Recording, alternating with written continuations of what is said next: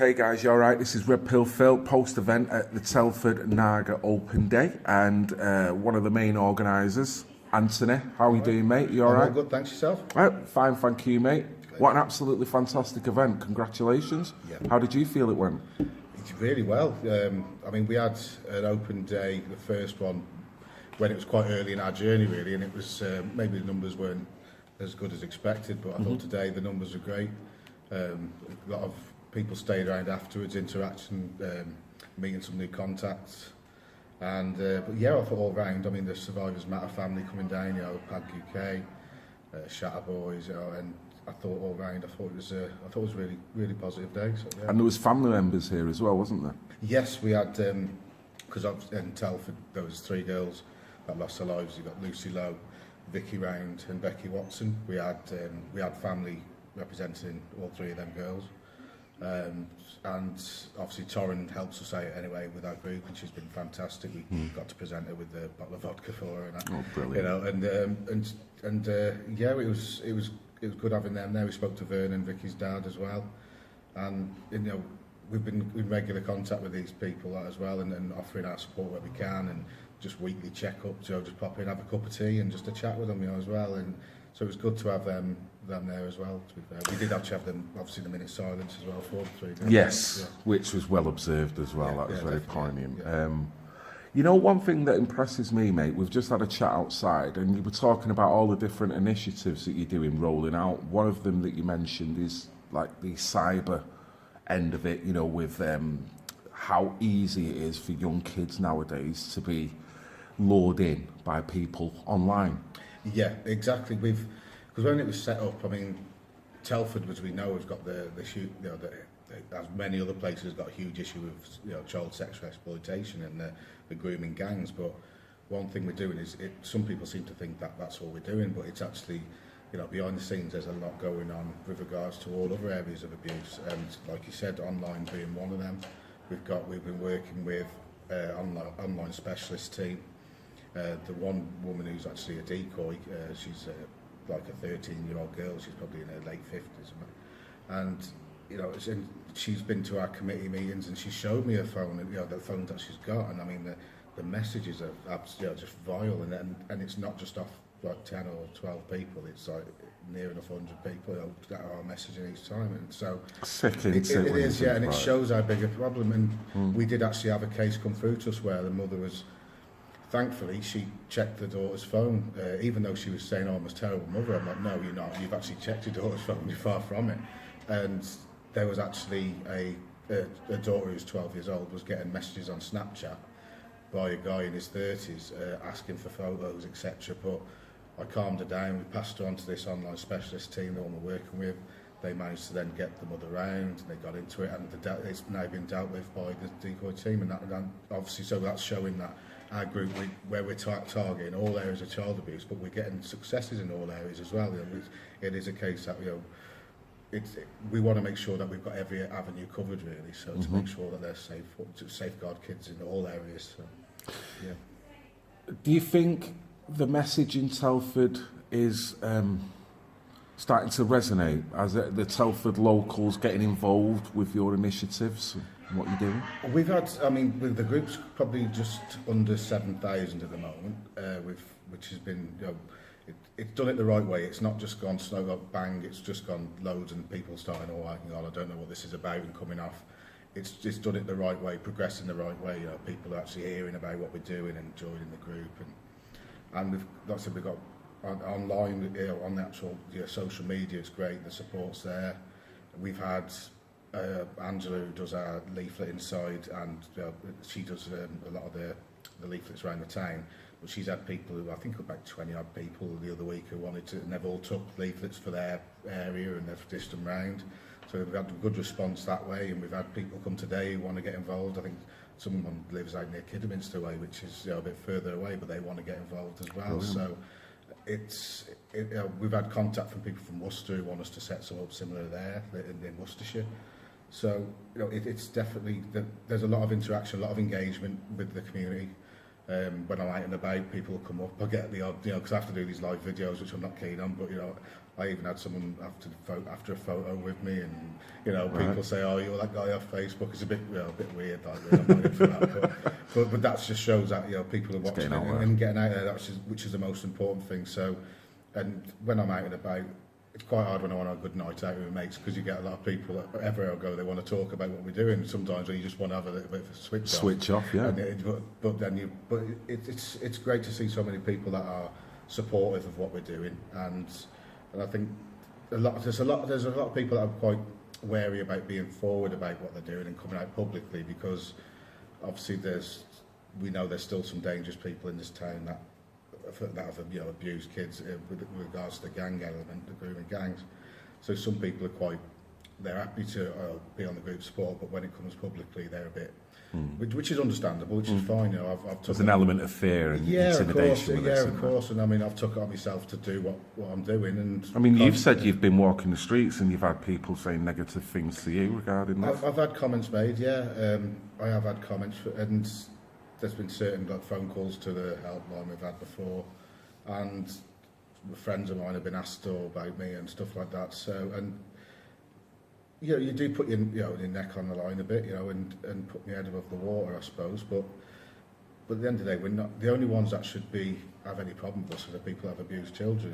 And if that means they're upset with what we're doing, then it means we're doing it right, you know.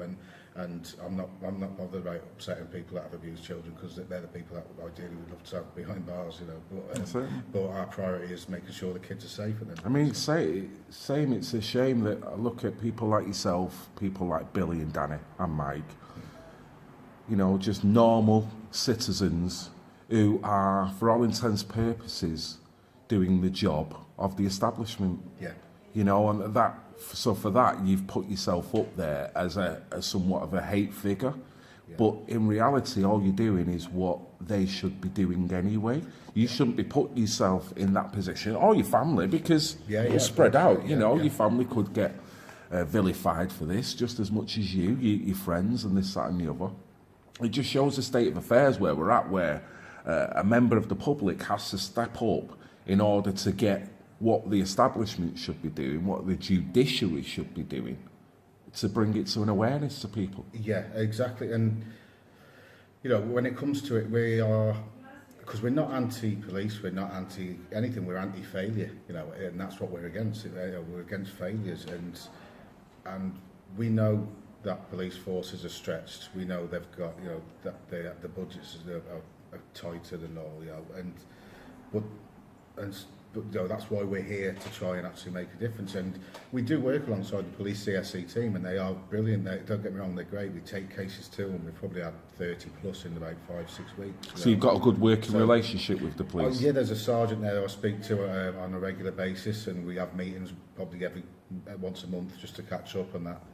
And we do have a good working relationship with them. As we pass the cases on, we chase up to see where they're going, to make sure, let's reassure the public that things aren't getting brushed under the carpet, because there's a you know, lack of trust within the community. So when it comes to that side of it, you know, like you said, whether it's government, whether it's the local councils, I mean, we've got, again, I've had positive meetings with all, whether it's Tory, Labour, whatever councils are from, they have been positive.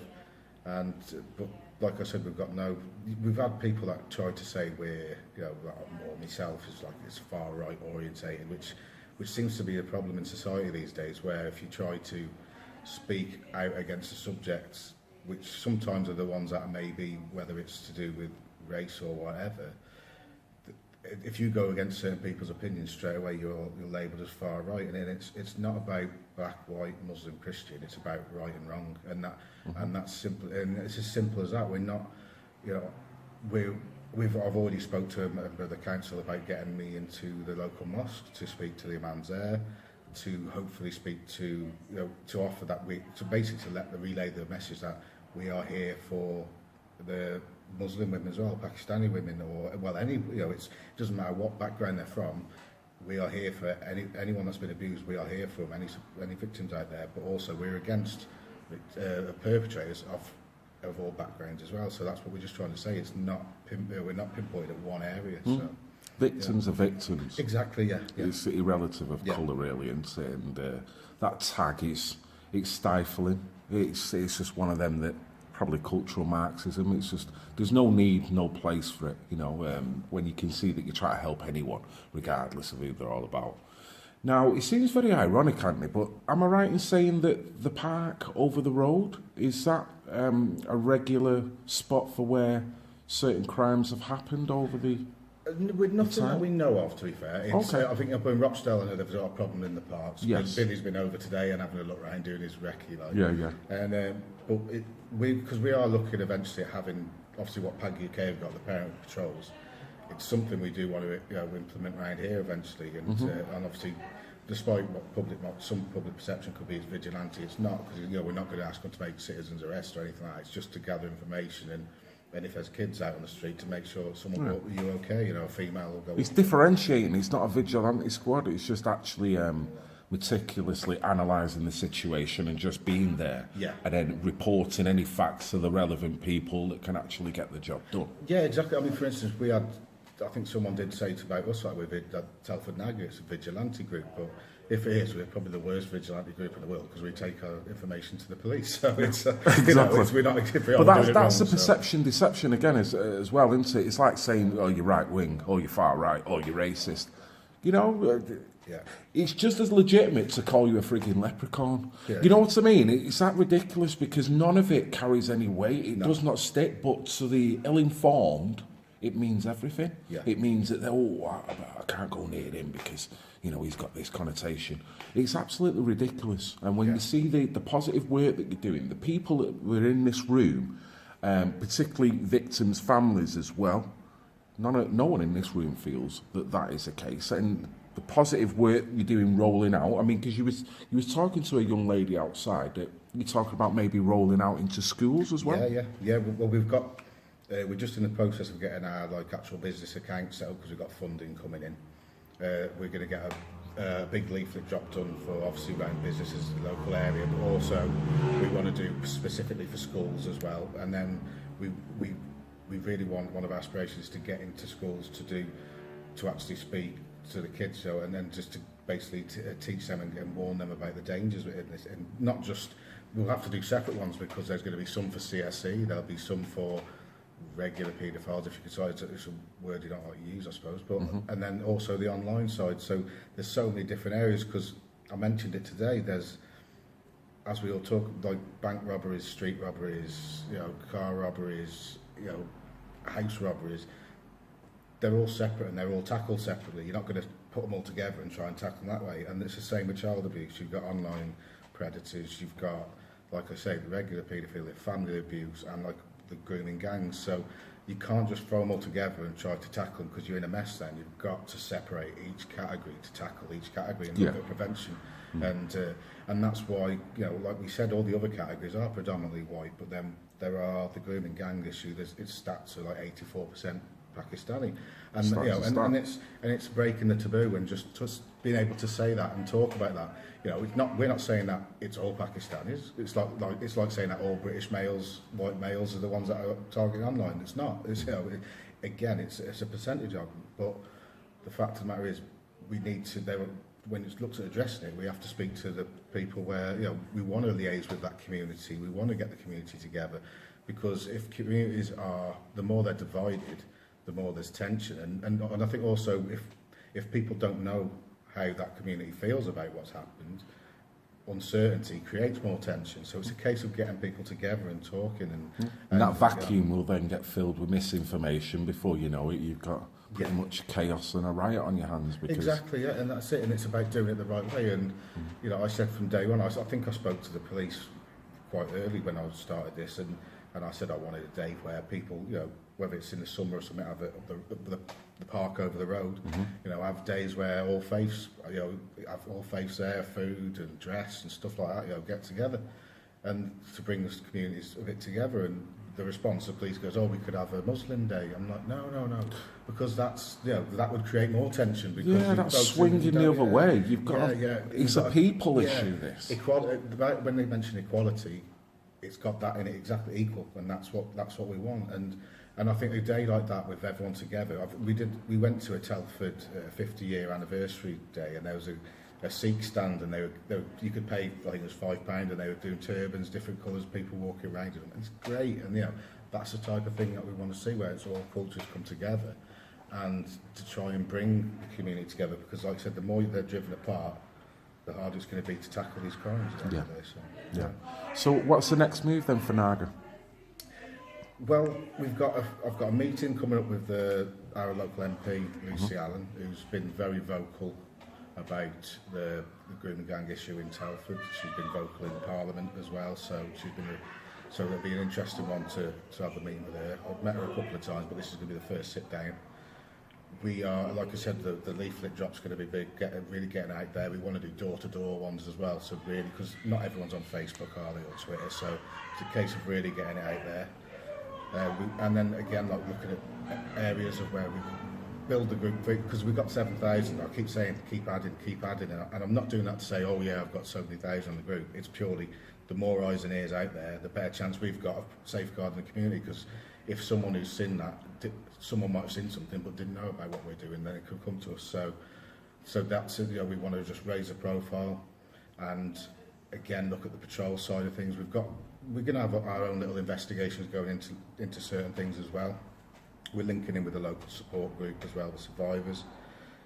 So we're going to have a good meeting, sit down, and just basically, because it's been like 4 months really, and it seems to have just snowballed, and it's 4 months, as in since Nagah's been set up, its conception. Yeah. Seriously, yeah, 4 bloody months. hell. Yeah. Have you done a lot in 4 months? No, yeah, it's pretty mad, really. It is. It's been pretty. Yeah, I think I was talking to a woman the other day, and she's going to get me to the House of Lords to meet Baroness Cox as well. Okay. So I'll talk to a woman, Tony Bugle, I'll do you Yeah. And she said I'm going to meet with her because she's done a lot of work as well. Tony has with survivors as well. So I think it's good to link in with different people around the country. We've got, like we said, we've got groups like Dan, who's obviously with the male abuse. We've got the online. So it's always good to have everything, the people working together, because it's the best way to. It's what we need, mate. We need more unification. 100%. There's too many individual splinter groups that want to do it their own way, and they've got too many gripes of what he's doing over there. So rather than fight the message, I'll spend more time arguing with this person. Yeah. We've seen that, and we've all spoken about that over it. And it's just getting to that point now where you either surrender to it, or you just go, you know what, guys, if you want to argue, I'm going to go over here because I've got to fight this message. Yeah. All it is the message for me. It's not an ego thing, it's a message. And that's it, because like I said, there's been different things that raises its head over the inside the 4 months. There's always something behind the scenes that can cause an headache, but it's a case of I always just make sure at the end of the day I stick to doing what I'm doing, and it's making sure that the kids are safe, and it's whatever people are saying in the background or whatever people are trying to do, or if there's arguments, it's about sticking to our aim and making sure the kids are safe, and that's the most important thing. I mean, like I said, I saw, for instance, that girl I was on about before, the 12-year-old girl. I saw this girl's granddad in the pub the week after, and he come over with tears in his eyes and give me a big hug, and I'll buy you drinks all night and all that. But no, but that's when you see that, when you see real life, when you see real emotions about it, and that's because of what we've been doing. It affects him. And it does, and it moves you, and you know that these are real people out there that's going on. It's not, it's not just, some people just see them as numbers or name, whatever. But these are, that's another statistic, and they are real people. Going and speaking to Vernon, Vicky's dad, I see him once a week. Torrin as well, the amazing woman, and what they've been through, and it's heartbreaking. But I mean, to speak to them, and like Torrin especially, I mean, she's been so empowered, and like she spoke recently. I was so proud of her when she got up and spoke in that rally, and just seeing her all the time. But then she turned around to me. She goes, "I just want to make sure this doesn't happen to any other kids." And I just think that's amazing. She could be, really. Obviously, she's got. She's going to be. She needs help. She's getting help as well, because you're going to when you've lost a daughter. Certainly. But she's not letting it bring her down there. She's making sure that she's taking it and helping make sure that it doesn't happen again. And I just think it's just brilliant. She's negative into a positive. Without a doubt. And she's just been brilliant from day one. She really has. And like I said again today, I said got her a little present earlier, and just really proud of her really. And I think her family are as well. It's just really good to see. So, yeah. So how can people best get in touch with you or Nagah? Well, we've got a helpline, which is 0330 Putting you on the spot here, mate. 133 1467, I think that is. Okay, yeah. right. That's our helpline. We are Telford Nagah, because the Nagah thing is, as a whole, is not really much of a group per se. It's a case we're trying to get more, the Nagah group as a whole, like nationwide, we're trying to build up as they go along, like Sunderland Nagah will open. I think there's talks about maybe Swansea, Malvern, I've heard about Luton possibly, stuff like that, with getting different areas.